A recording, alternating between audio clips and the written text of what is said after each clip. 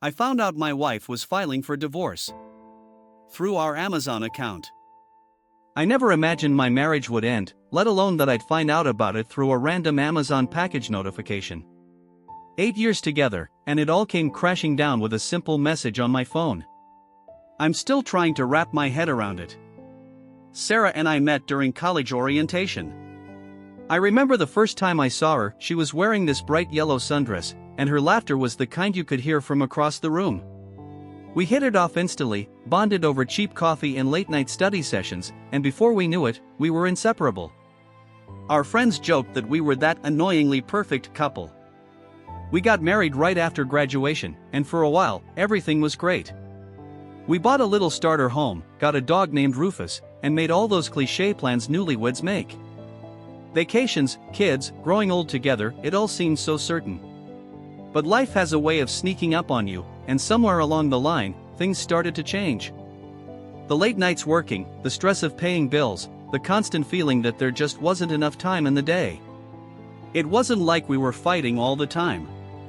In fact, most of the time, we barely even talked. We were like roommates who occasionally remembered we were married.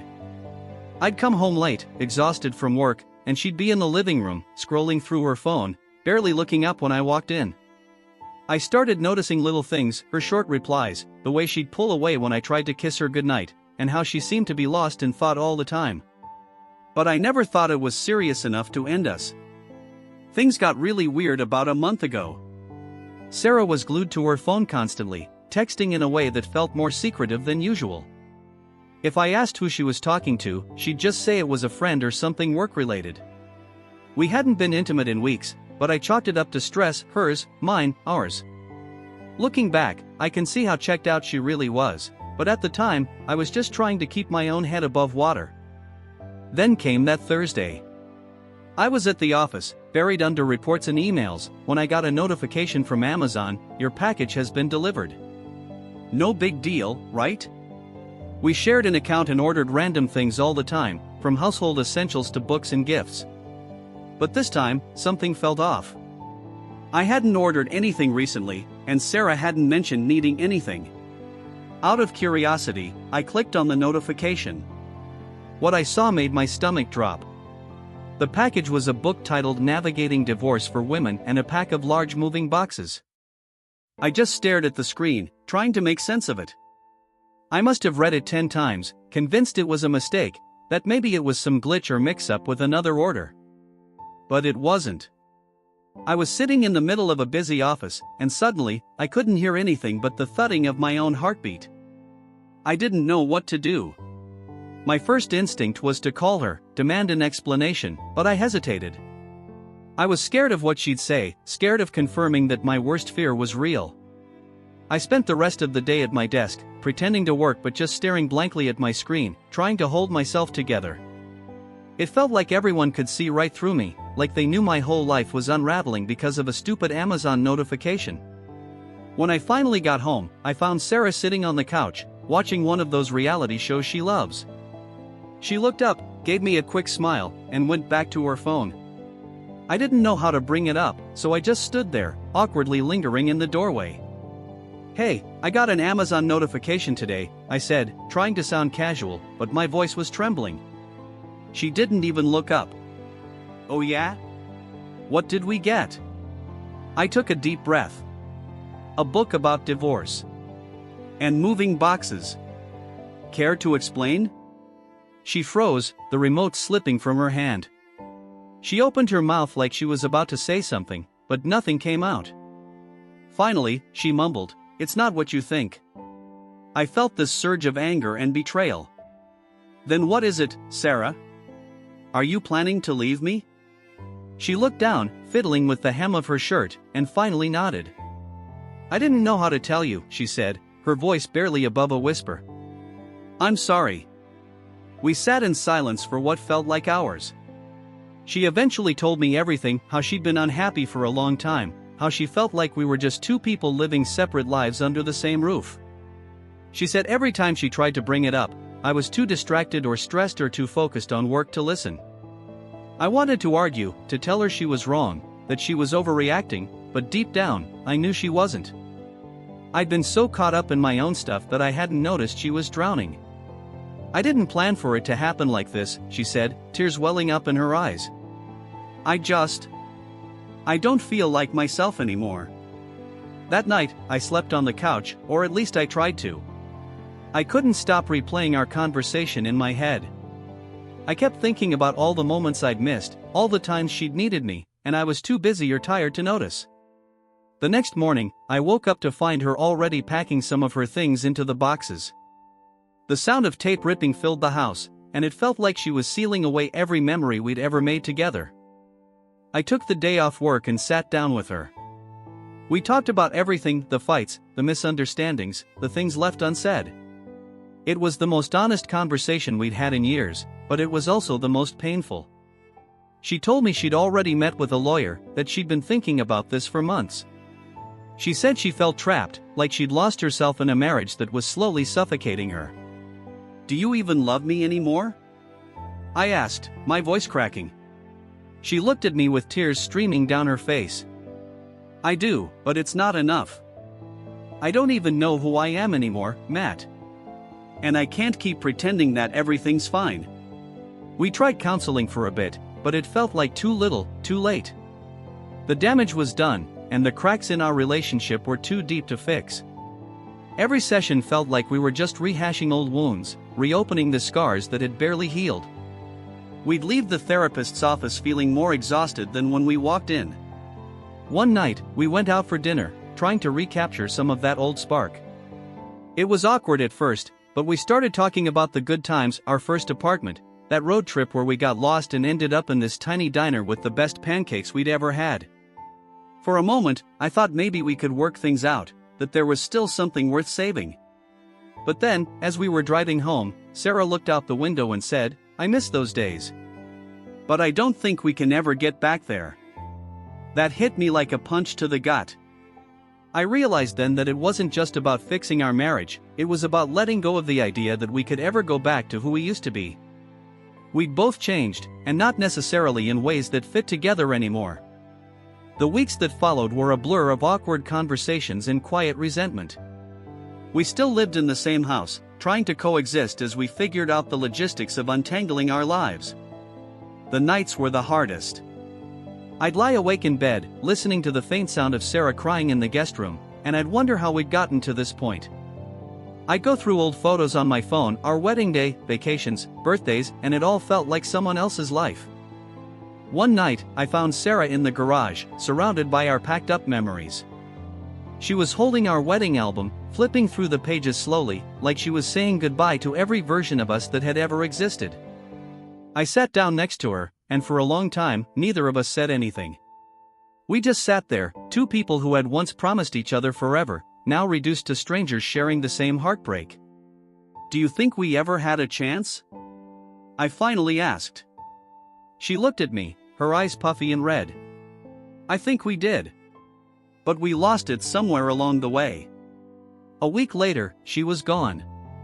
The day she moved out, I helped her carry boxes to the car, every trip feeling like I was unloading a piece of our life together. We hugged one last time, and I watched her drive away, disappearing around the corner. The house felt so empty afterward. Rufus kept wandering around, confused, waiting for Sarah to come home.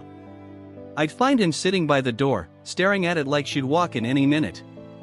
I tried to keep myself busy, work, friends, anything to avoid the silence. But every corner of the house was filled with reminders of her.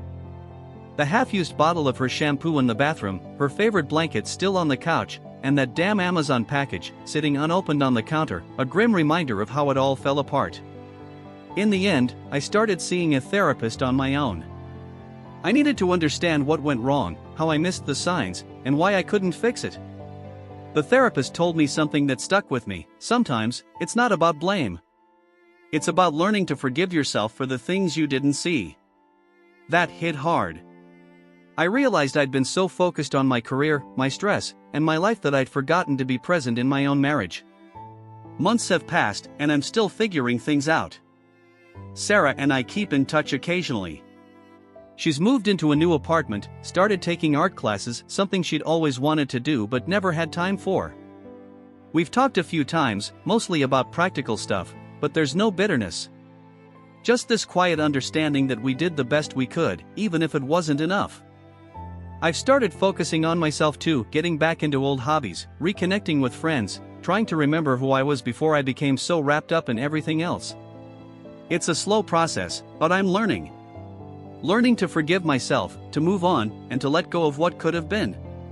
If there's one thing I've learned from all this, it's that relationships aren't just about the big moments, they're about the little things you do every day. The hugs, the conversations, the times you look up from your phone and really see each other. I used to think those things were small, insignificant. But now I know they're everything.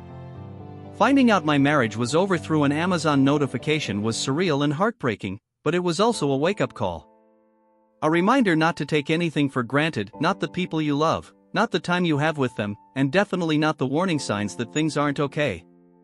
Because if you ignore them long enough, you might just end up like me, staring at a box of memories, wondering where it all went wrong. Update. It's been 2 years since Sarah left, and sometimes it feels like a lifetime ago, and other times like it was just yesterday. I stayed in the house at first, surrounded by all the reminders of what used to be. It was too quiet, too empty. Rufus would wander around, looking for Sarah, whining at the door like she was just running late and would be back any minute. I spent my nights on the couch, staring at our old wedding photos, replaying every argument, every missed opportunity to fix things. I was stuck in the past, unable to move forward. I eventually sold the house. I couldn't stay there any longer, it felt like living in a museum of our failed marriage. I got a smaller place downtown, closer to work, closer to the city's noise that made me feel less alone. I threw myself into my job, working longer hours, taking on more projects. Anything to keep my mind busy and away from the guilt that haunted me. I started seeing a therapist regularly, not because I thought it would fix anything, but because I needed to understand. I needed to figure out why I hadn't seen it coming, why I'd let things get so bad without even noticing. My therapist, Karen, helped me dig deep into the parts of myself I'd been avoiding for years, the parts that were too busy, too distracted, too afraid to admit that I was just as unhappy as Sarah had been. She helped me see that I'd been running on autopilot, checking off boxes instead of really living. I started picking up old hobbies again. I dusted off my guitar, something I hadn't touched since college, and found a local band that needed a rhythm guitarist. It was weird at first, standing on a stage, playing for strangers, but it reminded me of a time when life felt simpler, when I wasn't drowning in responsibilities and expectations. It became my therapy in a way, losing myself in the music, feeling something again. I've also reconnected with old friends, the ones I'd pushed away when my life got too busy.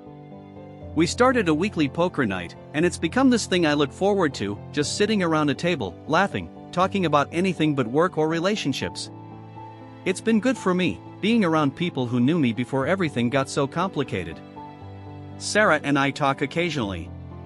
Not often, but enough to check in. She's doing well, she moved to a new city, got her business off the ground, and even started dating someone new.